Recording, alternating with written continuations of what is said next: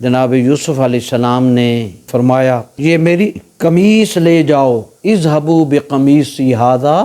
فالقوہ علی وجہ ابی یأت بصیرا، کہ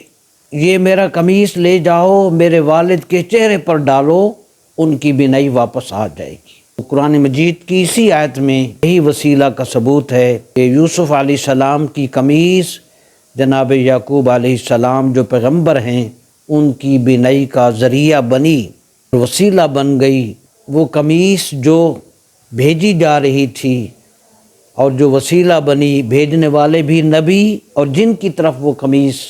کو بھیجا جا رہا ہے وہ بھی نبی ہیں۔ اور اس واقعہ کو قرآن مجید میں اس لیے بیان کر دیا گیا جس سے یہ سبق مل جائے کہ اللہ تعالیٰ کے نیک بندوں اور ان کی چیزوں سے برکت حاصل کرنا یہ شرک نہیں بلکہ سنت انبیاء علیہ السلام ہے۔